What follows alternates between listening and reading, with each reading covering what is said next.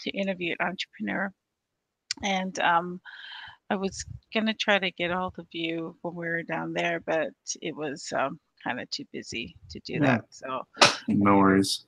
yeah, that was a good time.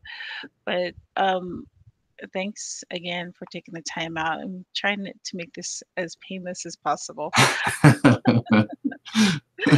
I wanted to start off. You kind of told me a little bit about what you do before, but you kind of want to go over it again, of because I know you're with the dental industry and insurance, right? So you, Yeah.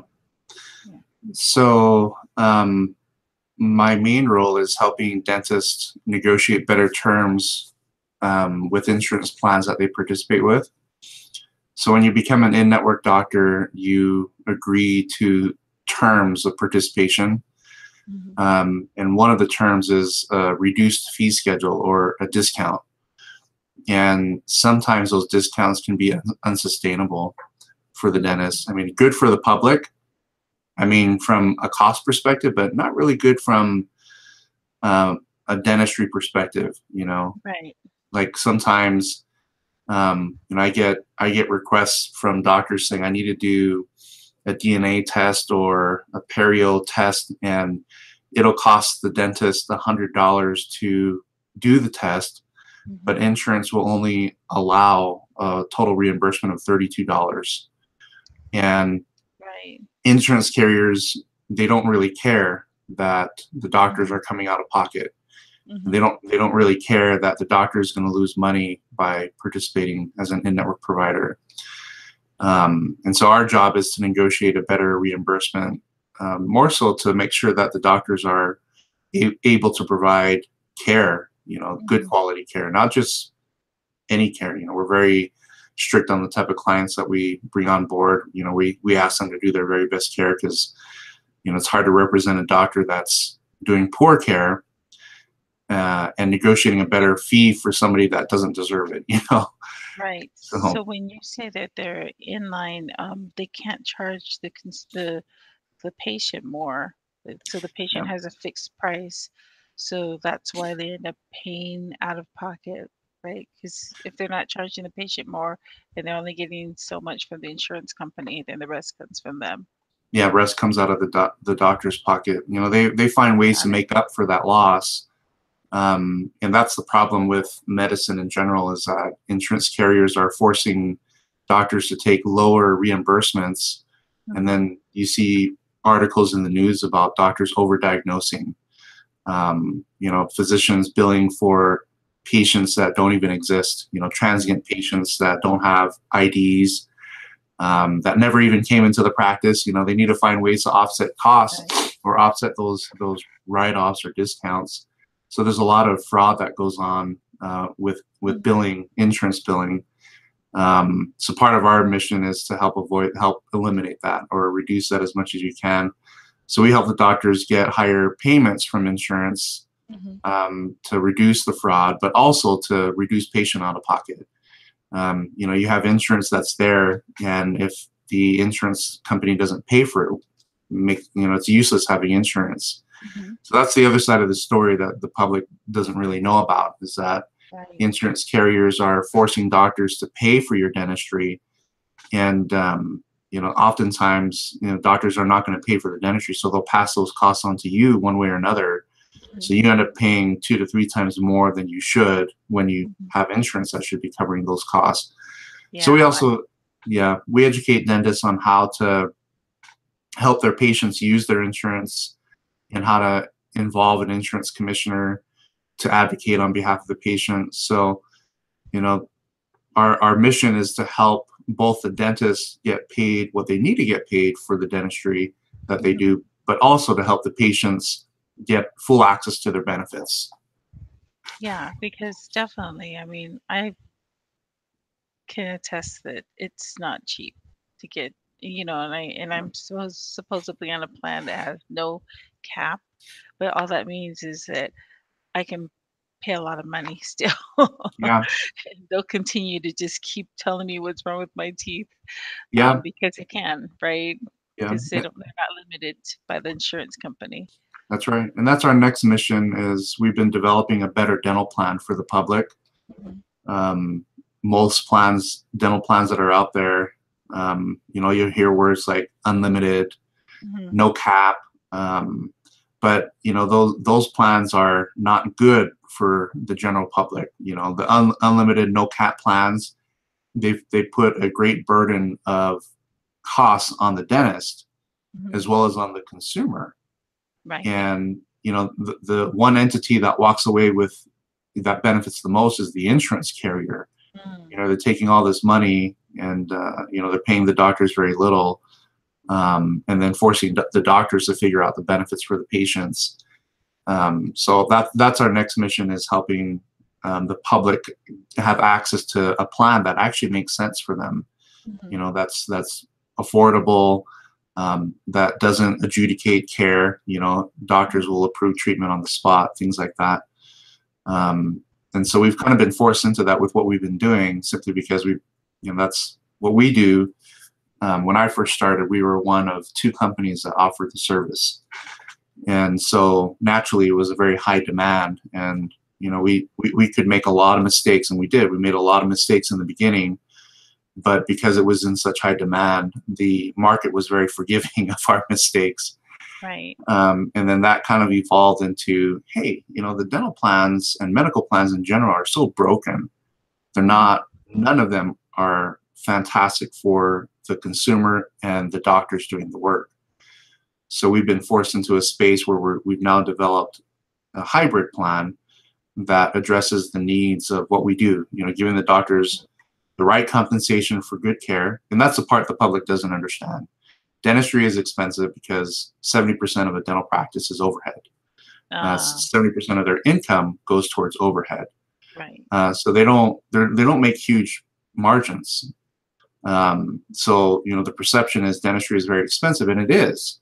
Mhm. So having a dental plan that actually covers the overhead costs of the providers is what we've developed. And so that's our next mission, is to provide a dental plan that makes sense for both providers and for patients. That's interesting. I mean, how do you get started in a business like this? Because it seems like you took a concept and you just developed it. So where did this all start from? Yeah, so a friend of mine was working for a dental company in Arizona, and they had a need. They recognized that they had um, major issues with insurance. They were discounting their fees by over 40%. Mhm. And whenever they submitted claims, they weren't getting paid on time, or some of them weren't getting paid at all. So they were looking for somebody that knew this space, and they couldn't find anybody that really understood dental insurance and how to combat all the issues that a doctor would deal with, or a doctor would face when they dealt with dental insurance. And somehow my friend contacted me and asked me to come and interview with their CEO, Mhm. and I did. I interviewed with the CEO, and I didn't know anything about dental insurance. I didn't know anything about dentistry at the time, Mhm. but apparently my interview went well. So he offered me a job on the spot. So he offered me a job to be the director of insurance for their entire corporation. And Huh. this was a pretty big corporation.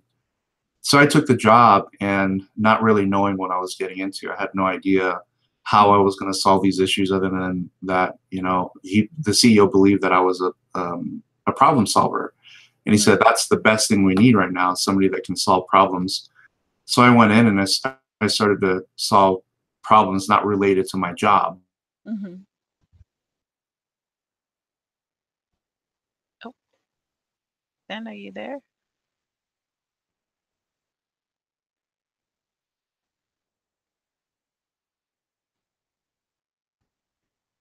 Oh boy, I think I lost you.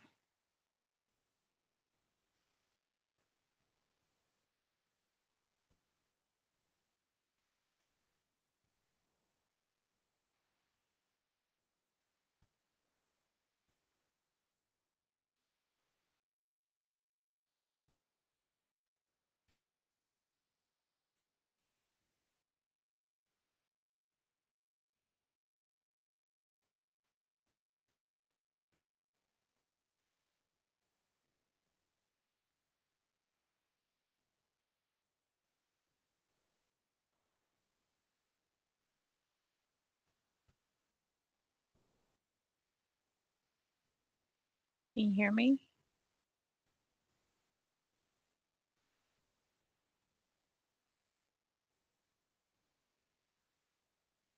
Are you online, Ben?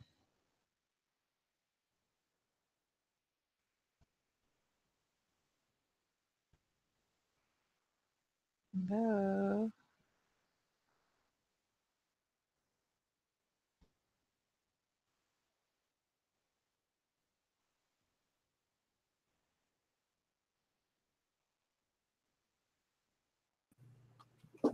There you are. Hi, Mitzi. Sorry.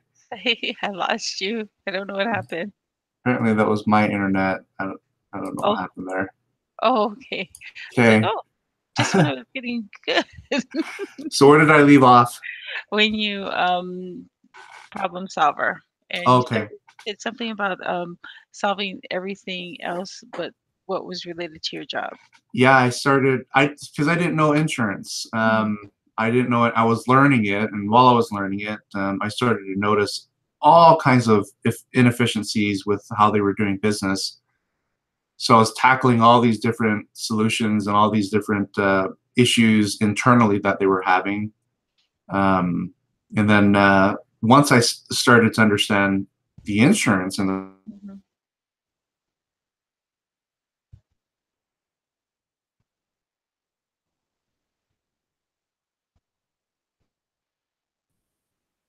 Like we keep the, going in and out. Yeah. oh, Sorry. So okay. you started to understand insurance. Yes, I started to understand insurance, and then from there, I started to fix the problems. I started to negotiate fees, Hmm. help the group get better reimbursements, help resolve the claim issues, the denials that they were experiencing with claims, and so just troubleshooting everything on the insurance side. The doctors that worked there that had private practices started to notice changes. They started to notice that they were getting paid more. The same insurance care companies that they accepted in their own private practices, they started to realize that, wow, we're getting paid more at Mm. this company.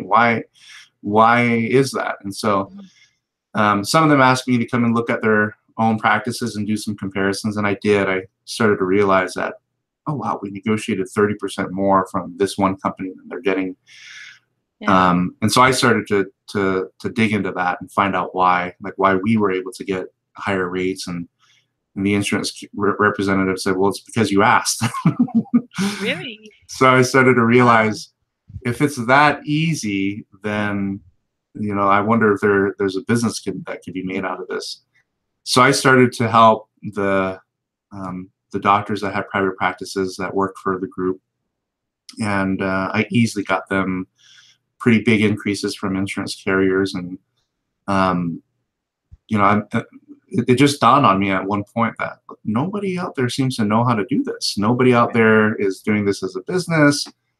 So I didn't really have any intent of going out and starting a business right away, but Mhm. the group started to sell. They started to sell their practices, and that's when I saw the writing on the wall that they were looking to increase the value of each location so that they can sell off.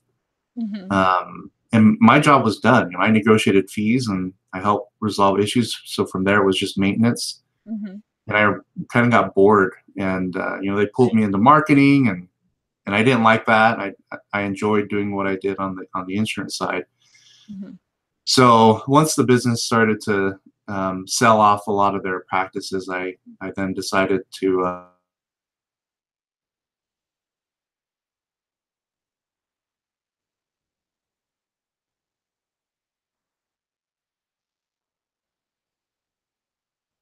hello. There Oh, you are. there. Okay. So I gathered a few of my friends, and I proposed that we break off and start our own business, and we did. We Mhm. started a business in 2009, um, and it didn't work out as well as we thought. As most businesses do, we just didn't have enough money to sustain ourselves. So Mhm. um, two of the other guys had to get jobs, and I just stuck with it. I thought, I'm just going to stick with this. I'm not going Mhm. to give up. So I got a big contract with a group in Salt Lake City, and they started to pay us well. And How it many kind of of you all started originally? How many of you broke off originally? so out of the three of us, I'm the last man standing. Oh. The other two, because the insurance stuff was that's what I learned, and I was the only one that knew how to do it. And so the other two guys, they're marketing guys, and so they tried the marketing stuff and it didn't really work.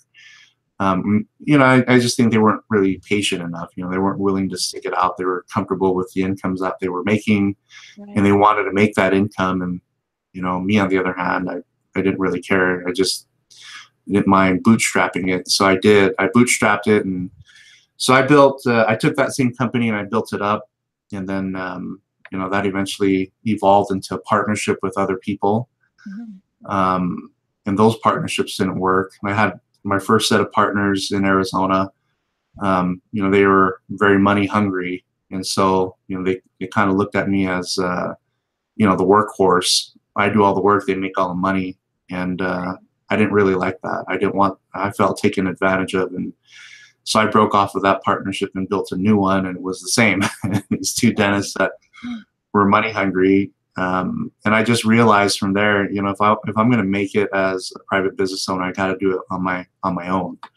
Other people that are just going to want to sit back and do a little bit of work here, but take a lot of money. Right. I started to realize that the business community is very cutthroat. That people will cheat, lie, and steal, and do whatever they can to take advantage of other people. Hopefully you don't notice it. They thought, brown kid from American Samoa is probably really stupid.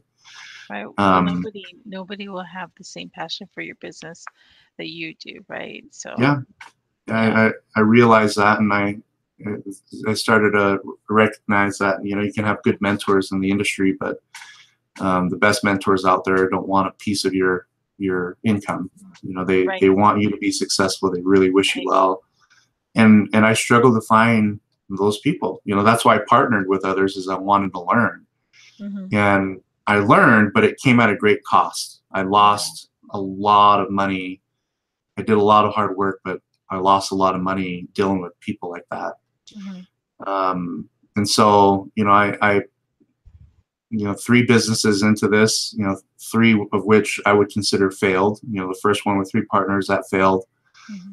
Second one with 2 other partners, 2 different partners, that failed. And then the third one failed. There's revenue coming in with each of these businesses, but I started to realize that, look, if this is going to work, it's just going to have to be me. Right. So in 2014, Heather and I decided to rebrand and rename a business.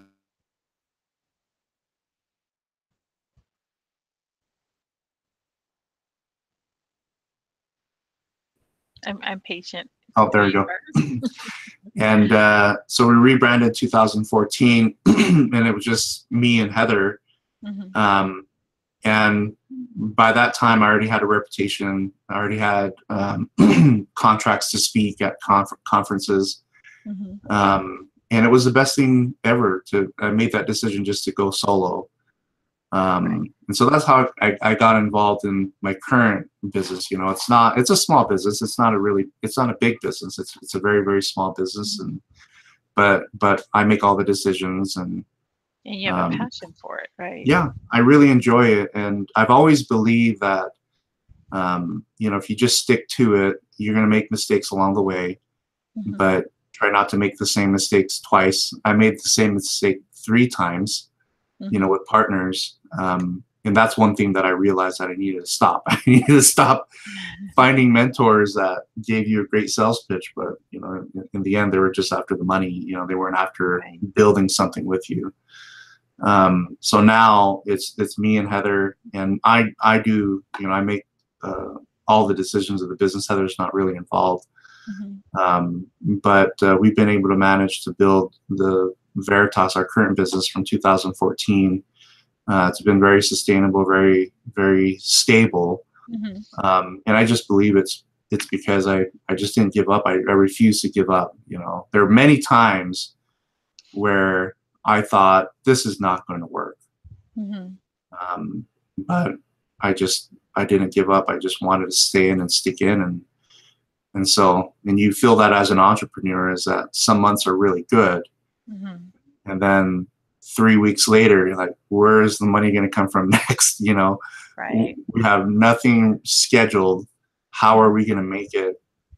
But the patterns that I see now are different than the patterns I saw when we first started. Right now, we get a very constant intake of leads, new people that are wanting to learn about our business. And so, for now, I think we're kind of like a dental practice where patients, you have a reputation and people will find you and people will come to you. So now it's about just, maintenance and some growth. We try to grow the business a little bit, but our passion now is looking into this nationwide dental plan. We're working with, part of what I've done over the last 4 years has brought me to this point of working with, one of the guys is the former CEO of Sony. Wow. Another guy used to be a consultant that worked with Sam Walton in building the grocery side of Walmart stores. So we've been fortunate to mingle with these really, really successful, multi-millionaire businesses, people that have built billion-dollar businesses.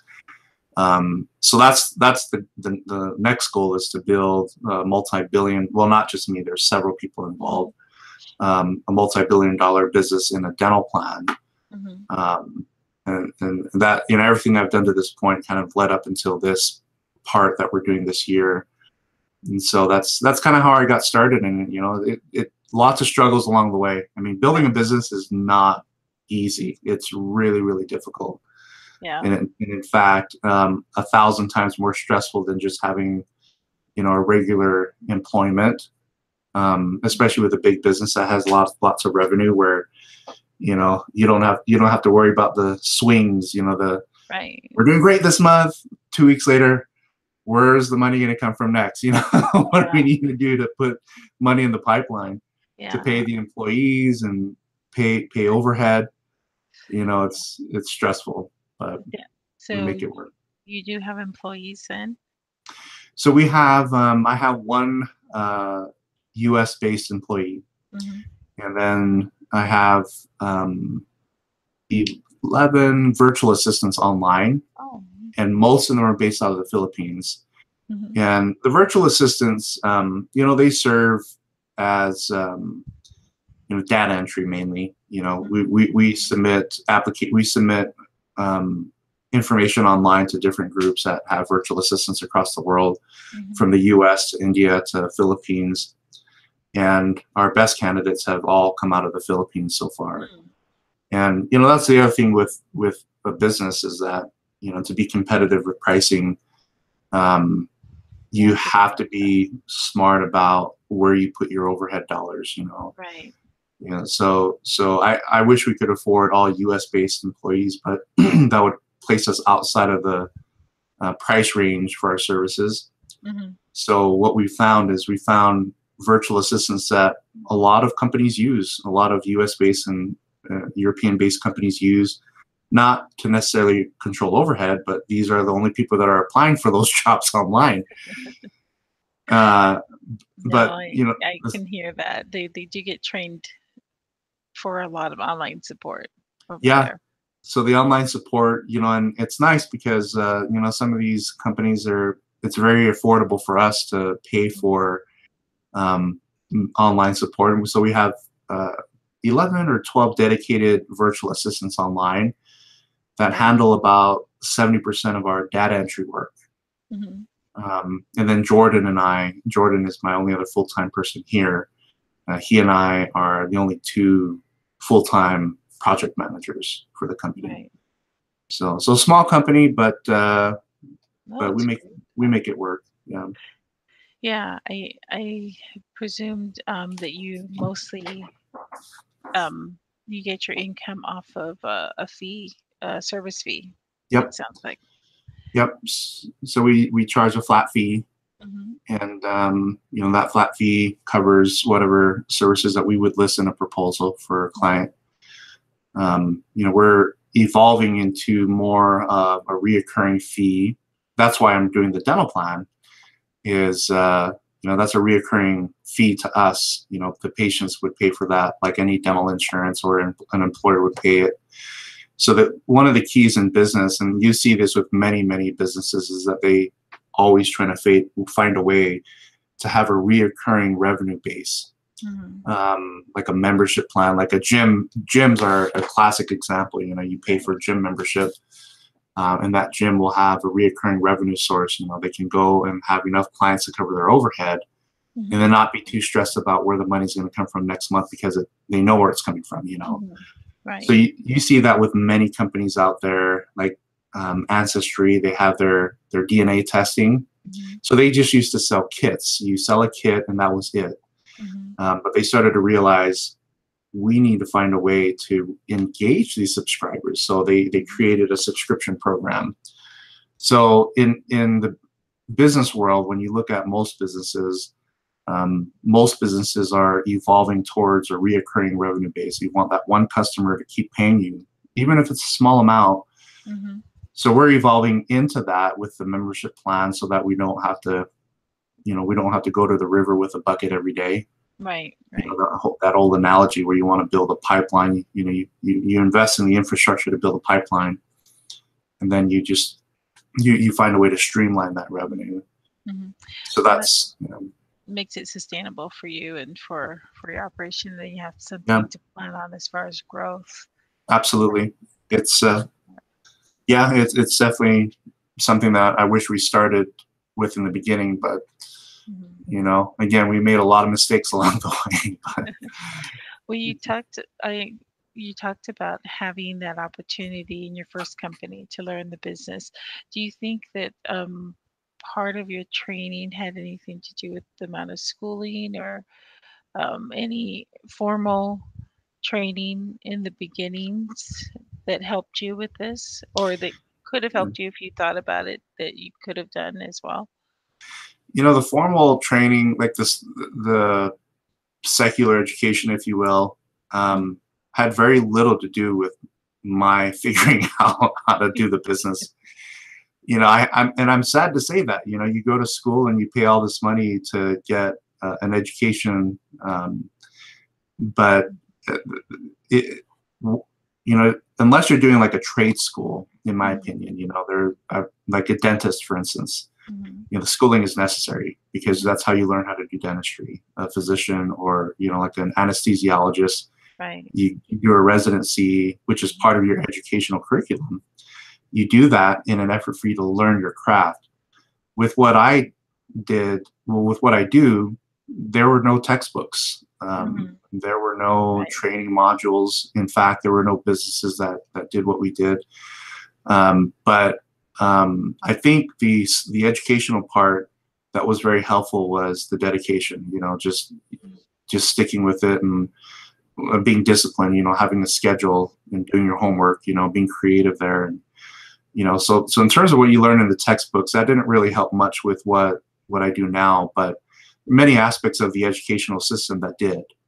Because you did get your degree too, right? A BA.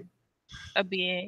Yeah. So, I did a bachelor, liberal arts, and liberal arts, you don't really learn, you don't become an expert at one thing.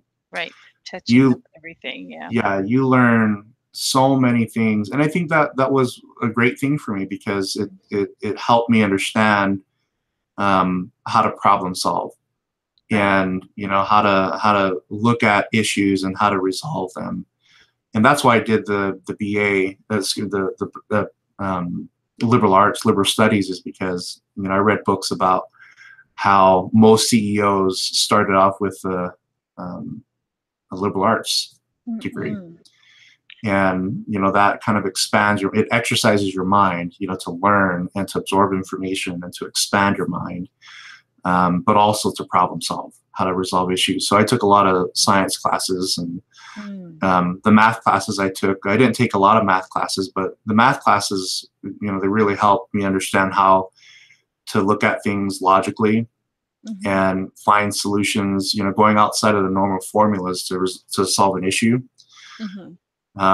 So the educational background that I had, although there are no textbooks that would describe what I would be doing in the future, they had a lot to do with the disciplinary aspect of how to deal with issues on a day-to-day basis, how to be disciplined, how to resolve issues, how to learn and study, and kind of get you in that mode of never being complacent, never think that you know everything. Mm-hmm. The more you learn, the more you realize, oh, I don't really know anything at all. Well, So you really developed an idea. What kind of advice would you give a student, a 20-year-old that's trying to make their way and trying to do what you're doing, taking a concept and growing? What would you tell them? number one, I would definitely stick with school. So never expect that your school is going to train you for the job that you're going to be in for the rest of your life. Mm-hmm. You have to understand that as a 20-year-old, like I was when I was 20 years old, I had no idea what I wanted to do. I didn't even like school. I didn't even want to go to school. Um, Really? yeah, I think growing up, there's some students that love school.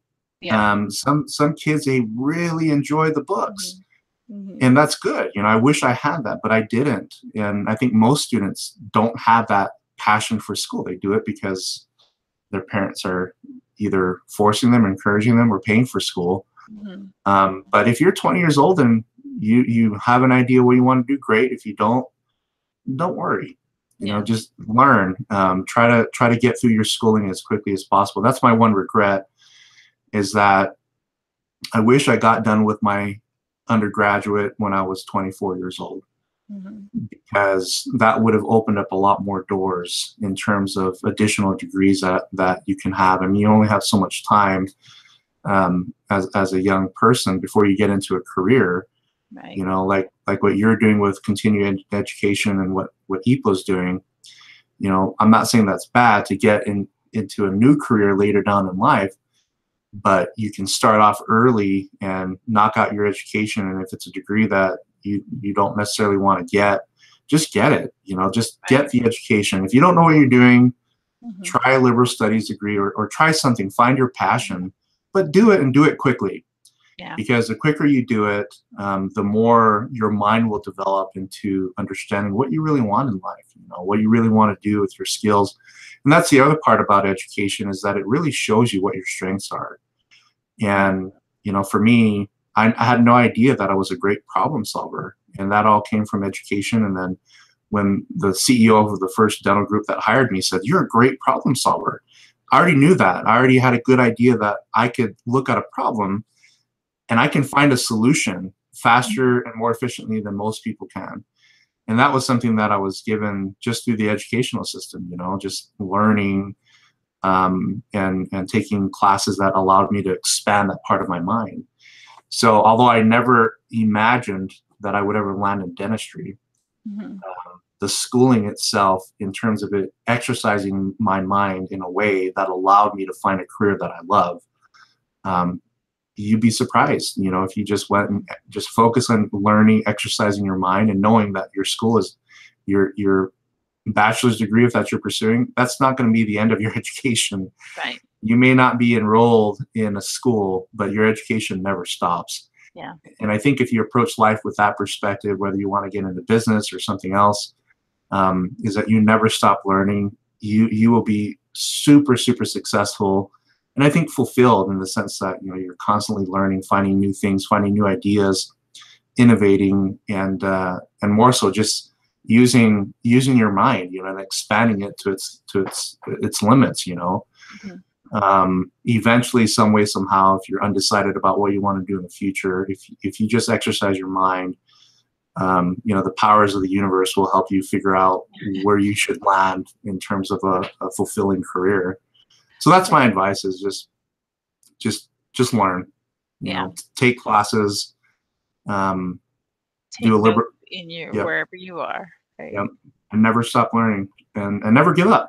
Yeah, for sure. I'd say that the similarities between running a business and going to school is that there were many times I wanted to give up in school. Mm-hmm. I was just so fed up. It's like, I am tired and sick of not learning anything. You think you're not learning anything, but you're expanding your mind, your knowledge base, and Mm-hmm. you learn things that you may never ever use. But the more you put in your brain, the more exercise you're giving it, and the more your brain can return favors to you in terms of brain power. Right. But Yeah, but don't I quit. find Yeah, it, yeah. yeah. I find it really interesting because, being where I am now and then going back to school, I find that a lot of the courses that I'm taking are similar to the seminars or Mhm. the classes, specialty classes that my businesses have sent me to.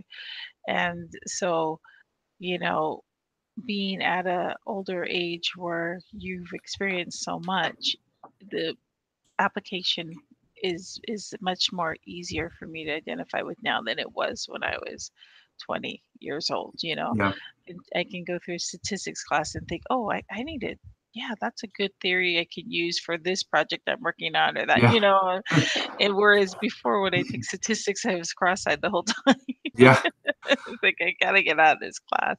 And yeah. I did, I dropped it twice, but now that I'm doing it, I'm like, "Why didn't I ever think of this before?" You know? So, Yeah, that's one of the advantages of those that have careers that get into like I have friends that do executive MBA programs. Is that what mhm. you're doing? Are you doing? No, actually, I'm trying to finish up on my bachelor's, and then I'm gonna go into the, Yeah, master's program, the MBA program. yeah. The those that I know, they've been in their careers for 20 plus years, and then they Mhm. get into educational courses. They have a huge advantage over those that the younger students, and that just comes with experience. Yeah. There are businesses that would hire you before they would hire somebody with even an MBA because of your experience.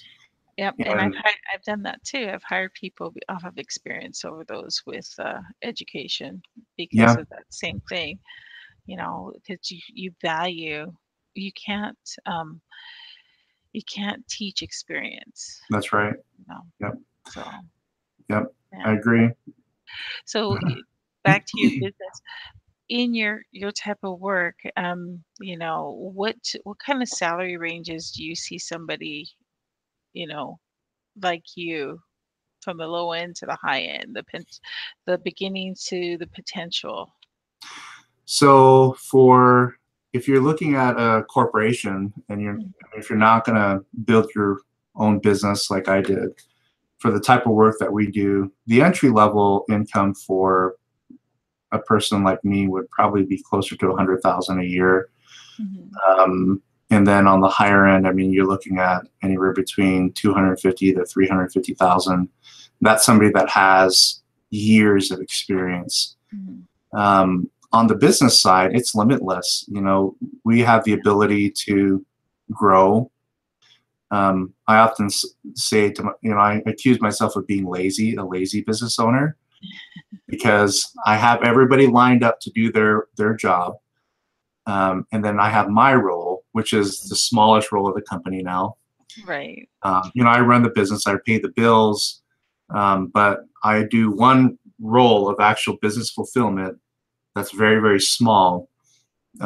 So the growth of the business is dependent on me. If I show up to work, the business grows. If I don't show up to work, the business doesn't grow. Right. So, I mean, if you're looking at it from an entrepreneurial perspective, any business has limitless income Mhm. if you're willing to go out there and pursue it. If you're like me, where I don't necessarily want to be a millionaire, Mhm. um, but I have a point where feel very comfortable with the type of income that we make. Mhm. Um, you can control your income. Some years you can grow it. If you want to work really, really hard, Right. you can have limitless income.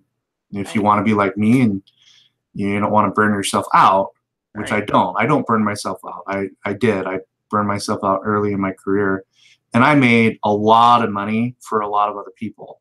Mm. Now I work when I'm comfortable to make enough money for me and my family.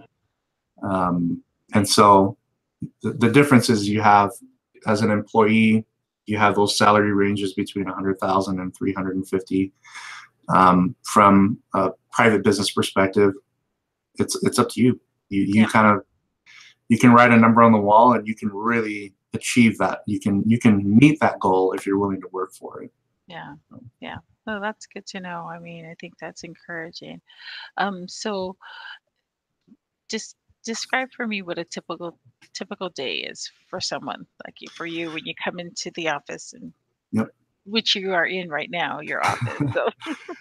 So usually before, when I first started, I would start at 6 a.m. my time. And I worked till about 5 or 6 p.m. every day, 5 days a week.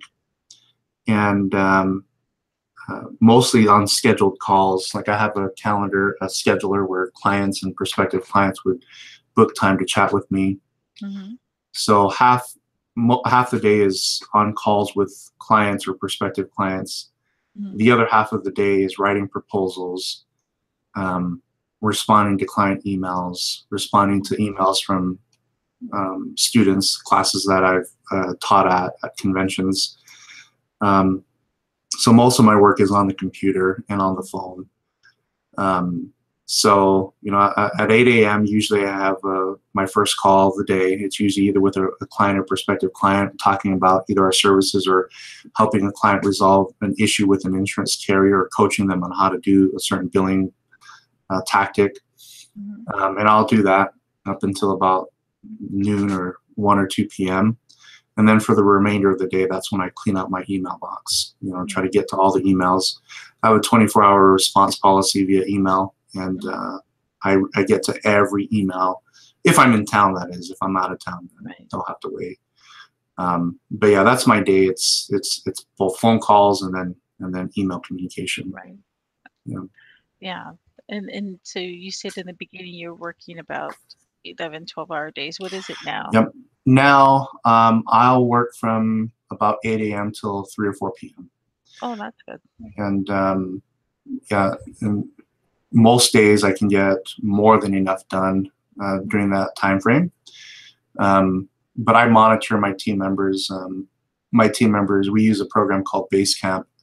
Every day they would log more than 1,300 tasks in a day. Mm. So that's a lot of work. That's in a single day. Our team puts in over 40 hours worth of work. Wow. So, and that's the other part of being a business owner, is the delegation part, finding the right people to do the right job. And that way you're not burnt out. In the beginning I was working, sometimes 16-hour days consistently. Right. And I don't know anybody that enjoys doing that. Yeah. Well, But I know a couple, but they're not yeah, good. yeah, if you like that, then good for you. But that's not me. Right. I always wanted to slim down to 30 to 40 hours a week, and that's kind of where I'm at now. Mhm. Part of because you learn how to delegate and not take things on your own. If there's something that can be done by somebody else, then you need to delegate it. Yeah. So what do you like the most about what you do? I really love the flexibility. I love working from home and being able to be flexible. If I need to take time off, I can do that. Mhm. I know my limits on how much time I can take off without hurting the business. Mhm. So I can't have 3 weeks off. That's impossible for a business owner. But if there's something that I need to do in the community or at church, I can take time off whenever I need to. Mhm. I love the fact that I don't work 60 to 80 hours a week. Yeah. I can create my own hours Mhm. and not necessarily be your own boss, because you always have a boss. You always have clients. Yeah. But having enough respect from them for them to know that they trust in us, they trust in our processes, but they trust enough in us where they're not demanding. So I don't have to be at the desk 24/7. Right. So I really like the flexibility aspect of what I do, is that I can really control when I get to work and how much I get to work. Okay. That's good. So on the flip side, what do you like the least um About what I in your do. job? Yeah. Or Well, in your day. there's the one thing that I think most people don't like about um, when customer service type of work, which is what we do. What we do is Mhm. very much customer service. Is that when you're dealing with humans, you're also going to deal with conflict. You're Right. never going to escape it. And most of the conflict that we deal with is people that don't understand insurance. Mhm. And you deal with conflict with people that don't understand insurance, and they put their problems on you because they think Mhm. that you're their entire insurance department. No, we're Right. not. Right. So that's the frustrating part, is that you deal with unreasonable people from time to time. Not every day, but enough to Mhm. where it's like, oh my gosh, I'm tired of dealing with these Mhm. people that'll spoil it for the rest of the good clients that you have. Right. And you can't escape that. I mean, I'm sure you deal with that, in with what you do, is that Yeah. one bad experience can ruin your entire week. And Mhm. I think that's my least favorite part, is that we expect it. We know to expect that there's always going to be conflict in Mhm. what we deal with. Mhm. Very happy that it doesn't. We don't see that every day, every week, not every month. Most months are Right. very, very good. But whenever we do have conflict, it is not pleasant. And Right. as the leader of the company, you have to deal with it.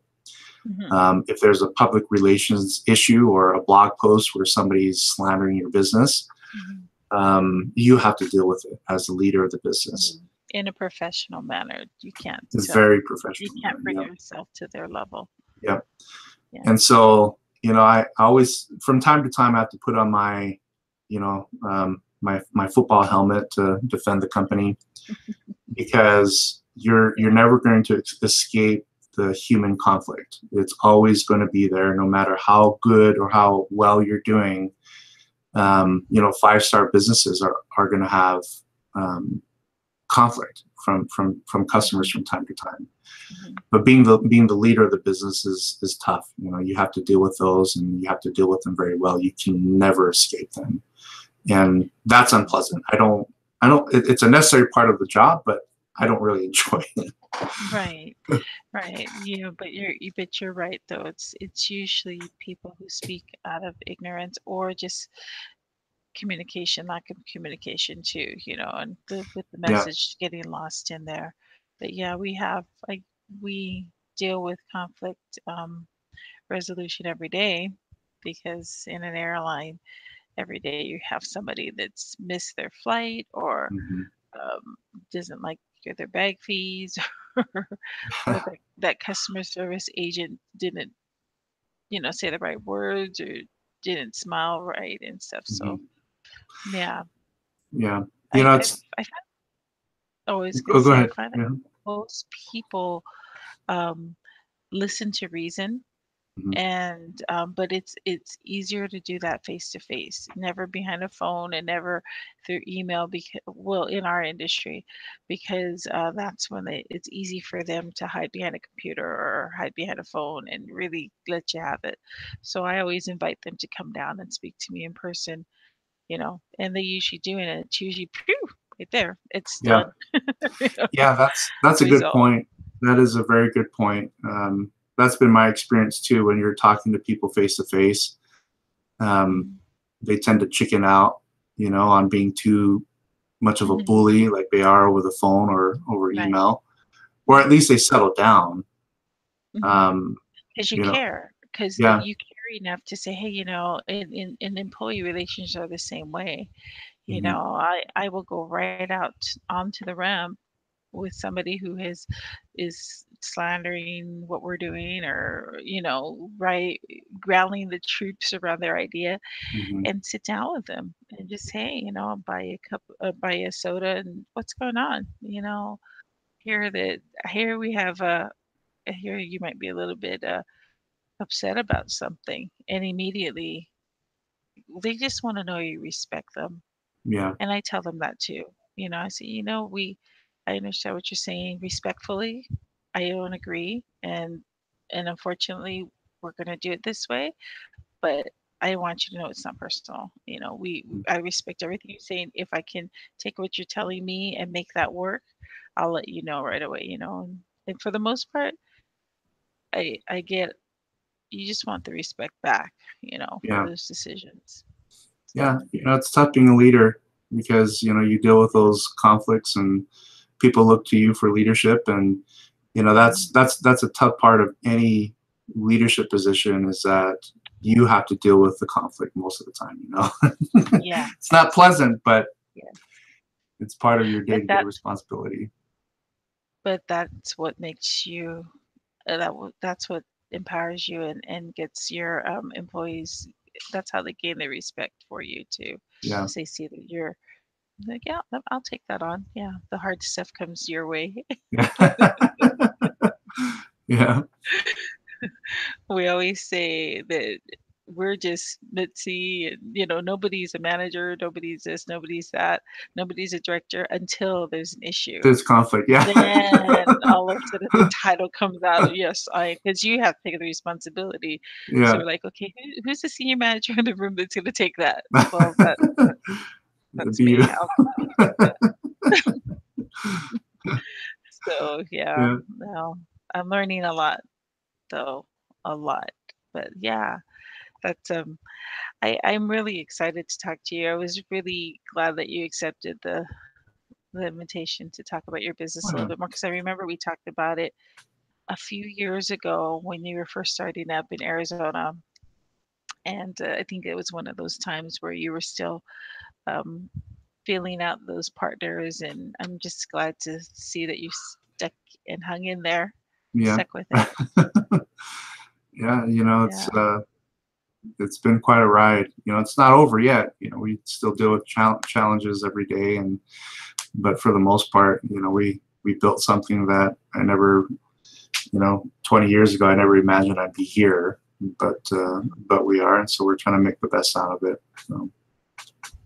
I'm really proud of you and your endurance and fortitude.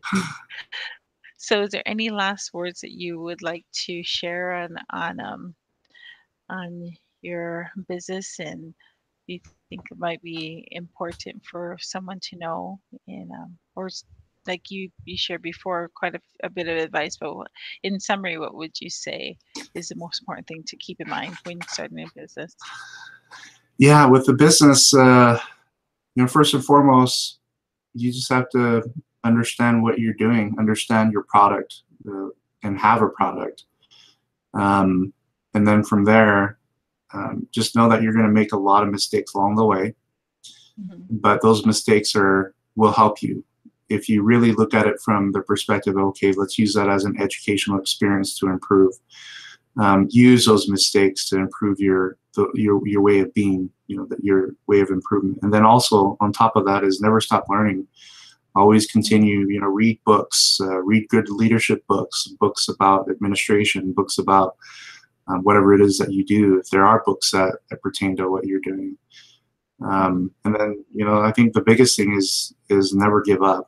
If you have an idea and you're really convinced that it's going to work, get feedback from other people. You want to know that it's going to work. You never want to believe that or be naive enough to think that, you have an idea that's going to make you a multimillionaire, because many ideas don't work. You have to have focus Yeah, groups to find out if it's actually going to work. And once you're confident that it's going to work, just never give up. Just keep at it. If you have to maintain a part-time job or a full-time job, if your goal is to be a business owner and you have a product that is going to work, then stick to it. You'll regret, like two of my friends that I started with in 2009, they're both doing things that are completely unrelated to dentistry. hmm, One of them has had over 10 jobs since that time. wow, And I know that he really regrets not sticking with it, because he yeah, keeps asking me, hey, if I can get involved. And to me, I'm like, well, no, you lost your chance. You're not going to come and get right, a free ride. You didn't bleed and sweat like we did. yeah, So I think people will regret not sticking to their passion, hmm, and not and giving in too easy and letting your fear of failure get the best of you. hmm, You fail every day, but you can improve, and you can take those failures and really turn it into assets and positive things for your business. So hmm, yeah, those are some thoughts that I have about business ownership. Business ownership is not easy.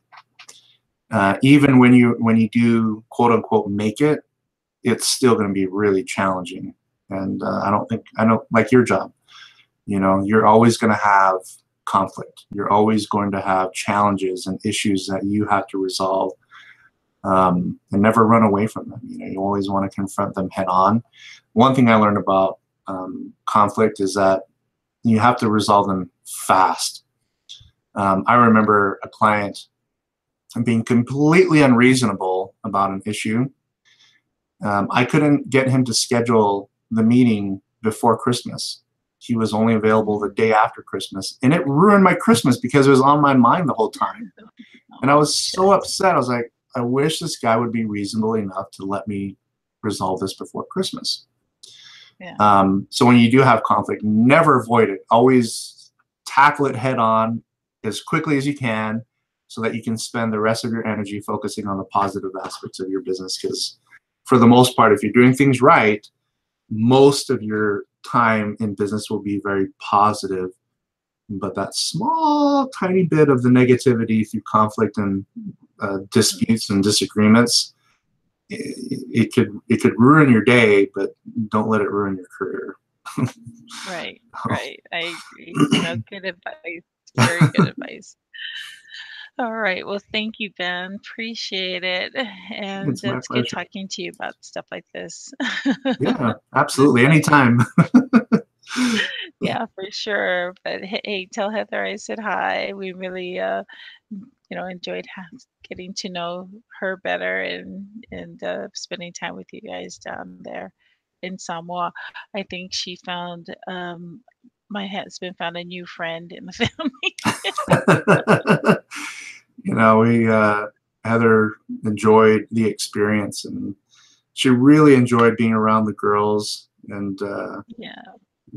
it's, hopefully we can do a reunion without planning a funeral. Yeah, that would be nice. That would be totally nice. Yeah, We'll have to do that so everybody can be there. absolutely. All right. Well, I'll let you go. But Okay. thanks a lot. Okay. Yeah, Love you anytime. guys. Love you too. See you, Okay. Mitzi. See you. Bye-bye. Bye. Bye.